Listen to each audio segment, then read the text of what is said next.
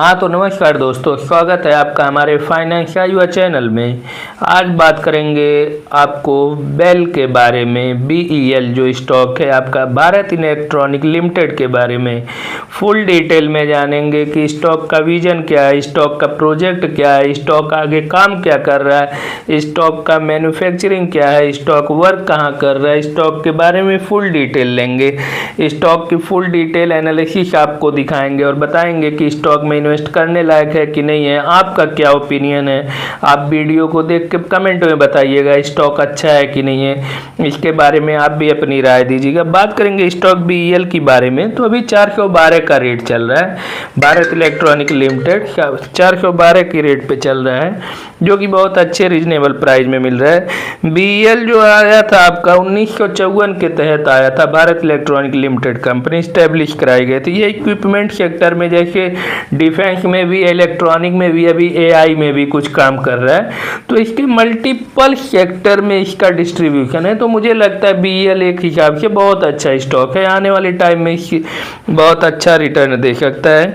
Defence का company में जैसे कि आपका इलेक्ट्रॉनिक इक्विपमेंट हो गया, सिस्टम हो गया, और आपको वेपन सिस्टम हो गया, कंट्रोल सिस्टम हो गया, communication network, centric, strategic business, ये सब चीज़ों को लेकर साइबर सिक्योरिटी, ये सारी चीज़ें जो कि डिफेंस में आपका BEL ने दे रहा है और BEL प्रोवाइड कर रहा है अपने। ये सब क्लाइंट है इनके, एक तरह से समझो जो इन्वेस्टमेंट कर रहे हैं ये लोग, इनके इतने लोग क्लाइंट है। उसके बाद नॉन डिफेंस में जैसे देखा जाए बिजनेस में smart city solution, cyber security, software solution, medical electronic equipment, ये सब चीज़ें में, एनर्जी सॉल्यूशन में, ये आपका नॉन डिफेंस में आ गया। जैसे कि मैंने बताया नहीं आपसे पहले ही चीज़ बोला कि आज के टाइम में BEL जो है बहुत सारे सेक्टर में काम कर रहा है। आप देख रहे हो अगर जो, तो BEL कोई छोटी कंपनी नहीं है दोस्तों। अगर आप जो देख रहे हो तो BEL की थीम बहुत बड़ी है। आने वाले समय में BEL मुझे लगता है बहुत ही बड़ा कंपनी बन के उभरेगा। BEL इतनी छोटी कंपनी नहीं है और कई सेक्टर में डाइवर्सिफाइड करके इन्वेस्ट कर रहा है। ये सबसे बड़ी तो चीज़ ये है, ना कि एक सेक्टर में। डिफेंस में जैसे आपको बताया, नॉन डिफेंस में बताया। एक्सपोर्ट की बात की जाए तो एक्सपोर्ट में देखा जाए तो इनका ट्रांसमिट एंड रिसीवर प्रो, जैसे कि RWR है, MAWS है, इक्विपमेंट, मैकेनिकल पार्ट है, ट्रेनिंग है, कम्युनिकेशन इक्विपमेंट है, USA, Spain, Israel, China, German, Asian and Sri Lanka for the countries 200, ये सारे जो हैं आपके, इतनी सारे कंट्री इनके क्लाइंट है। तो आप सोच सकते हो BEL आज के टाइम में कितने बड़े लेवल पे काम कर रहा है, कितनी ऊंचाइयों पे काम कर रहा है। कई कंट्री इनके आज के टाइम में क्लाइंट है। अगर रेवेन्यू की बात की जाए तो डिफेंस से इनको 90% का रेवेन्यू मिलता है। सबसे बड़े क्लाइंट जो है इनके डिफेंस है, डिफेंस सेक्टर सबसे बड़ा क्लाइंट है भारत इलेक्ट्रॉनिक लिमिटेड के। दूसरे पे अगर नॉन डिफेंस से 6% का इनको रेवेन्यू मिलता है। एक्सपोर्ट जो होते हैं, इंपोर्ट एक्सपोर्ट, भारत के जैसे कई कंट्रियों का नाम मैंने गिनाया, तो इन लोग से 4% का इनको मिलता है। इस तरह से इनके चीज़ों को।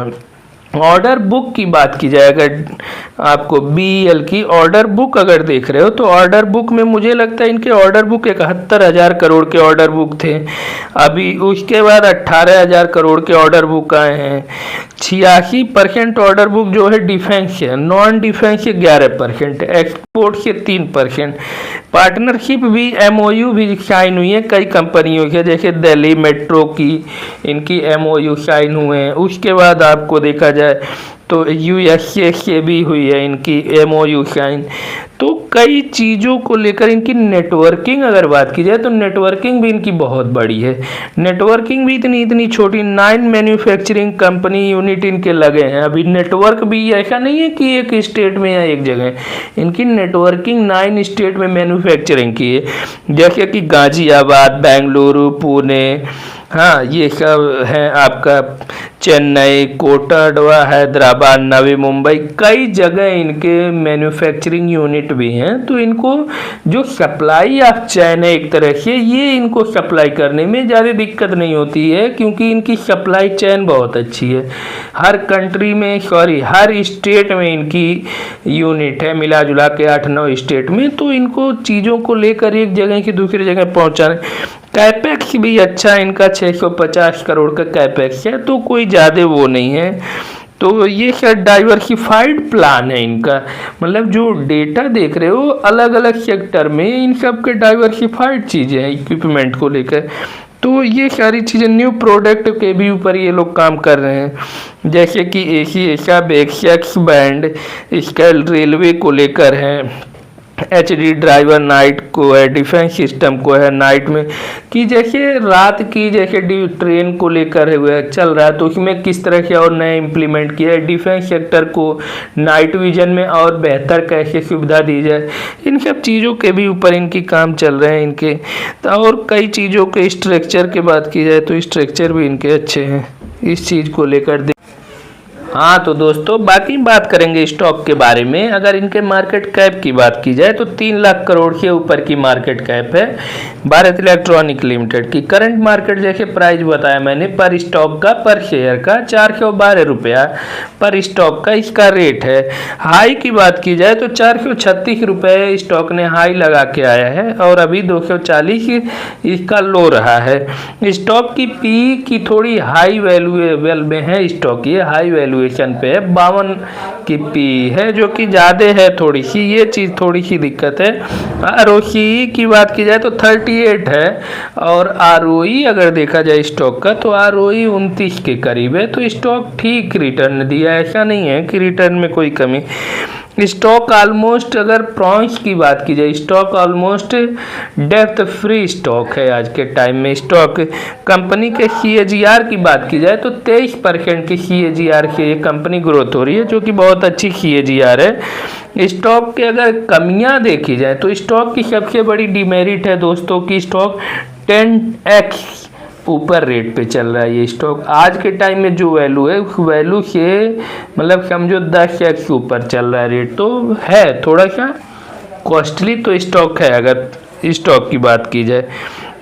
स्टॉक के अगर इसके कंपटीटर की बात की जाए तो जैसे HAL है, भारत डायनेमिक है, गार्डन रिच शिप बिल्डर है, डाटा पैटर्न है, जेन है, अपोलो है, ये सब इनके पीयर कंपनी देख सकते हो जो इनके कंपटीशन में है। लेकिन मुझे नहीं लगता इनको बीट कर पाएगा, क्योंकि बेल की मार्केट कैप अकेले इन सब कंपनियों के बराबर है अगर HAL को हटा दिया जाए तो। ऐसा नहीं है, हिंदुस्तान एरोनॉटिक लिमिटेड को हटा दो तो इसकी मार्केट कैप खुद अपने में बहुत बड़ी मार्केट कैप है।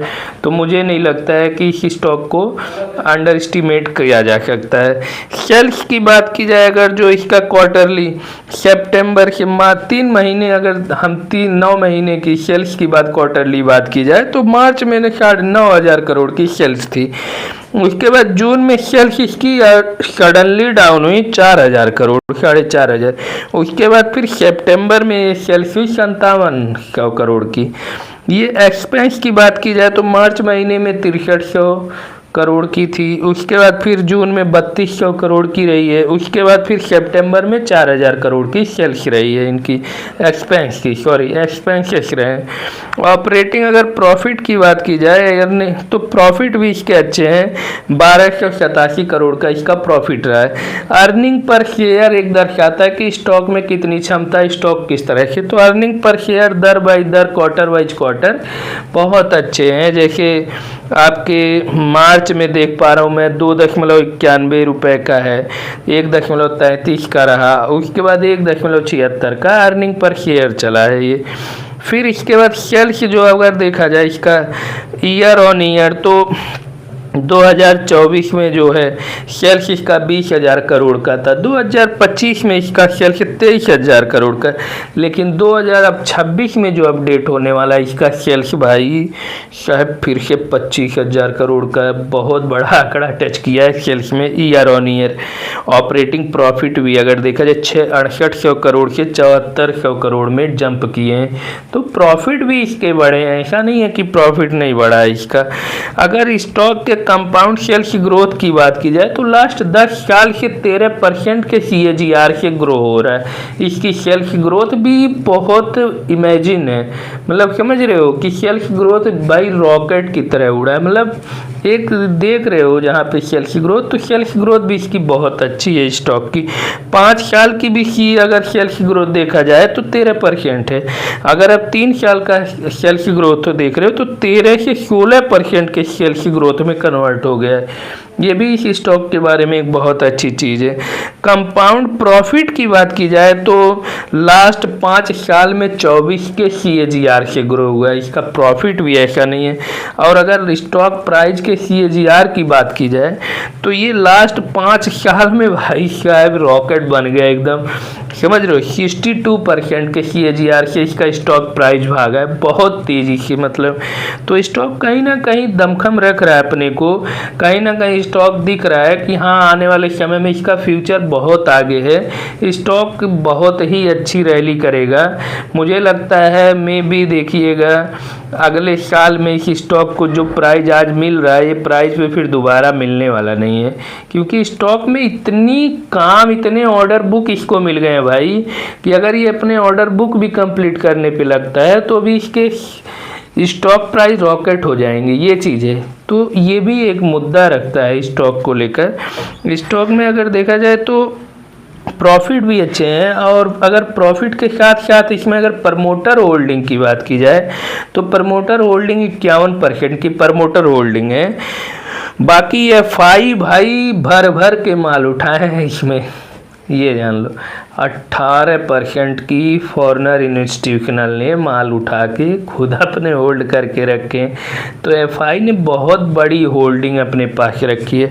DI भी कम नहीं है भाई, डोमेस्टिक इंस्टीट्यूशनल भी, डोमेस्टिक इन्वेस्टर भी कम नहीं है। इन्होंने अगर FI ने 18% उठाया तो DI ने 20% माल उठाए हैं, समझ रहे हो। एक तरह से भाई दोनों में होड़ मची FI DI में, क्योंकि सेक्टर डाइवर्सिफाइड है। सबसे बड़ा मुद्दा तो यह है कि सेक्टर डाइवर्सिफाइड है, तो जब सेक्टर डाइवर्सिफाइड है तो इस वजह से इन सब चीज़ों को लेकर बहुत तेज़ी से करो।